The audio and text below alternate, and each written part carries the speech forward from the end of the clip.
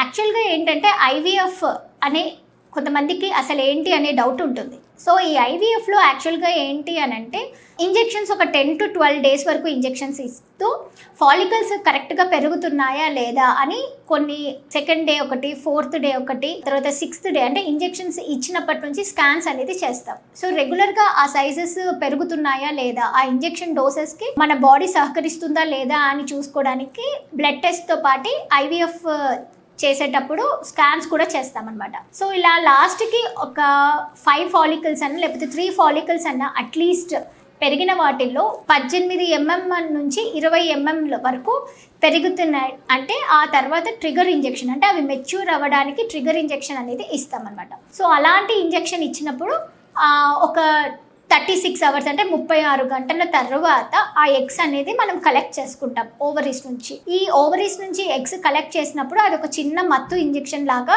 ఇస్తాము, లేకపోతే general anaesthesia అనేది ఒక 15 minutes to 20 minutesలో అయిపోయే 15 నుంచి 20 నిమిషాల లోపల అయిపోయే ప్రొసీజర్ కాబట్టి చిన్న మత్తు అనేది ఇచ్చేసి ఎగ్స్ని కలెక్ట్ చేస్తామన్నమాట. ఆ ఎగ్స్ని కలెక్ట్ చేసిన తర్వాత భర్త కణాలను తీసుకొని వాష్ చేసిన తర్వాత మంచిగా ఉన్నాయా లేదా అని మైక్రోస్కోప్ కింద చూసి వాటిని ఇంజెక్ట్ చేశాక 5 రోజుల నుంచి 6 రోజుల వరకు స్టడీ చేస్తారు. సో స్టడీ చేసిన తర్వాత Day 5, Day 6 ఎంబ్రియోస్ అని చెప్తాం. సో ఇవి ఏంటంటే గర్భసంచిని మనము పొరని బాగా ఇంక్రీజ్ చేసి 8 mm వరకు పొరని ఇంక్రీజ్ చేశాక ఆ బేబీస్ అతుక్కునే టైంలలో మనం పెడతాం అనమాట. సో అలా పెట్టడం వల్ల ఏమవుతుంది అని అంటే టైమ్గా అంటే ఇంతకుముందు పికప్ అయిపోయిన 5 రోజులకు 6 రోజులకే పెట్టేవాళ్ళు. సో వాళ్ళలో ఏంటి అంటే పీసీఓడి ప్రాబ్లం ఉన్న వాళ్ళకి ఎక్కువ కాంప్లికేషన్స్ లేకపోతే ఆ స్ట్రెస్ ముందర ఉన్నందు వల్ల వాళ్ళకి ప్రెగ్నెన్సీ ఫెయిల్యూర్స్ ఎక్కువ అయ్యాయి, ఇంప్లాంటేషన్ ఫెయిల్యూర్స్ అయ్యేవి అనమాట.